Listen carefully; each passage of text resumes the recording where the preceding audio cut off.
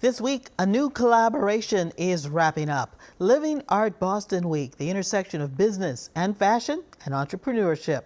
Joining us now is Tanisha Camilo Sheffy, organizer of Living Art Boston Week and founder of Made Incubator Boston, the city's first fashion incubator. And with her are two designers that are part of the Living Art Boston programming, Hannah Richards and Ernie Jubin. Welcome, how are you? Good. Okay, Tanisha, I want to start with you. Yes. So your organization is a fashion incubator. What does that mean? Yes, so it's a business development program really designed to foster growth and opportunity within the fashion community. So for creatives and designers looking to really build their brand from concept to creation in every aspect. Now, when people think of fashion cities, they think of New York. Yes. Paris, Milan. How are you bringing Boston into this fashion ecosystem? Yes. And what role does city government and organizations like the Boston Chamber of Commerce play in its success? Yeah, so I really feel like it's about taking action. It's really about cross-sector collaboration and organizations that really have an excitement around creative community, arts and culture.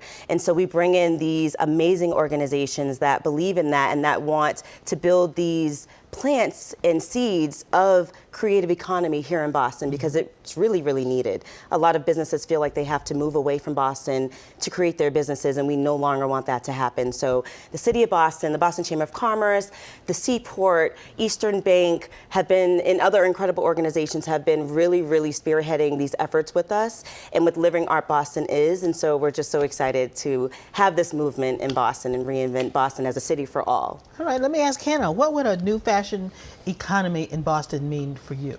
As a designer who's just starting out, I have found that Boston is very traditional, especially when it comes to fashion. And unless you fit that mold, it's very hard to get noticed and to stay noticed.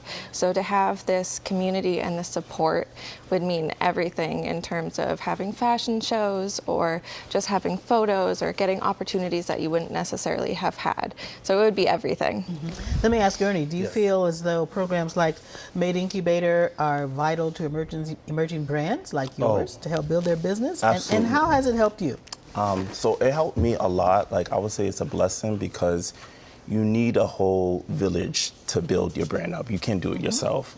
And just to have that, it's awesome and it's good because sometimes I wouldn't know something. So I'm like, okay, this is where to go. Don't go here. Go right here. Yes. This is in the right lane. So I'm like, all right, cool. And it's in your same city. It's not like I'm going somewhere else. Yeah, I'm looking at some of the pictures of your work. There's a lot of movement in those pieces.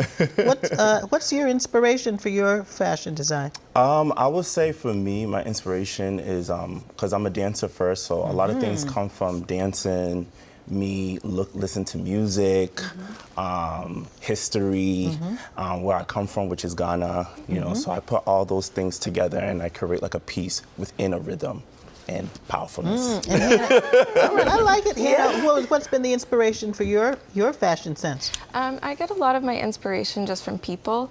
My most recent collection was called 888, which is all about the balance. So finding the light and dark, masculine and feminine. And I really designed to make people feel comfortable in themselves. No matter what you are, who you believe, what you look like, I want you to feel confident and powerful in my clothing. I see some of your work here. So what do you hope to do in the future with your designs, Hannah?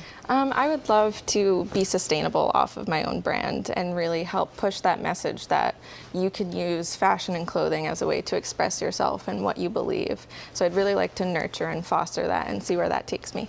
Ernie, what about you? What do you hope for the future? For me, I would like to have my own store and give back to other kids that want to do fashion, that pursue this goal, because sometimes even growing up, they're like, fashion, I want to do fashion, but it's not going to give me money. But I want to be that vessel to be like, you can get money on this, you can do it. If you have a passion, just push it. So I just want to give back to the kids.